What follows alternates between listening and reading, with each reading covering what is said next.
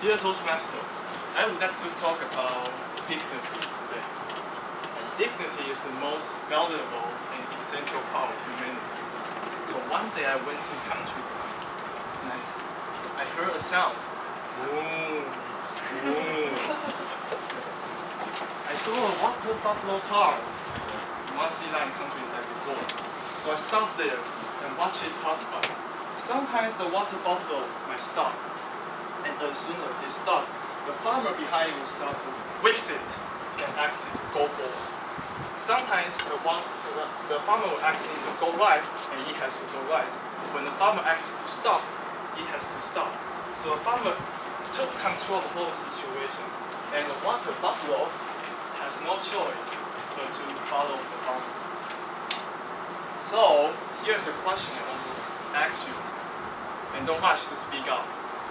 Do you think the water buffalo has dignity? Yes or no?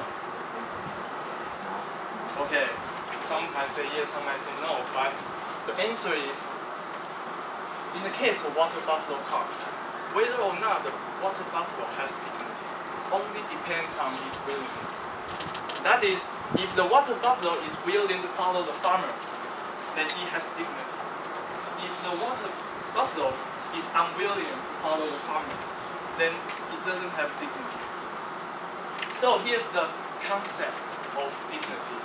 And the concept of dignity, if the water buffalo is willing to follow the farmer, then congratulations, he has a life with dignity. But what if it is unwilling to follow the farmer?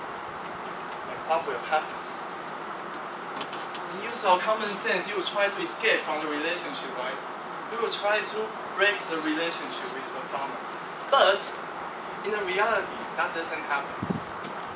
Most of the water buffalo will choose to remain in the original state. But why? Why they are not trying to escape from the relationship? What is the reason? The reason lies in inequality in the relationship. Obviously, the farmer has the power that the water buffalo doesn't have. The farmer is more intelligent than the water buffalo. And also, the farmer has technology that the animal don't have. So, that is the reason. Once the water buffalo tries to escape, then the farmer has the power to catch it back.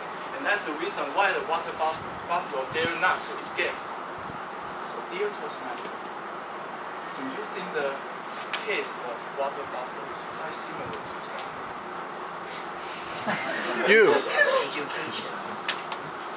That's true.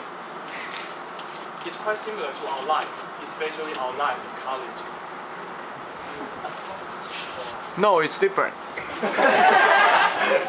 Our life in college, suppose that you are the water buffalo, and who is corresponding to the farmer? Just think about who asks you to learn. Basically, it's the educational system. The whole system asks you to learn, commands you to learn. And I want to ask you, are you willing to follow the command from the educational system? Yes? No? Yes. If you say yes, then congratulations, you have a life with dignity. But if you say no, then what will you do? If you are unwilling to follow the commands, I think most of you will choose to escape from the system, right? You will try to break the relationship with the system. But the majority of the students won't do that. They will choose to remain in this original status. But why? What is the reason? I think the reason is totally the same in the case of water buffalo cart. That is because there is the inequality in the relationship.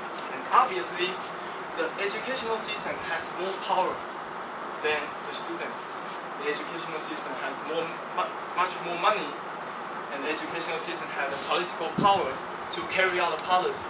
And the students have to obey the policy. So, even though the students try to drop out of school, they might soon realize how difficult to get a job without a diploma from the school. So somehow the system will try to catch the student back to school, just like in the case of what the heart. So, what can we do?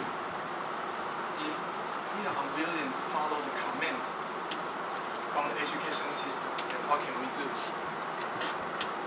Here's my suggestions. Suggestion number 1, keep trying to escape from the relationship.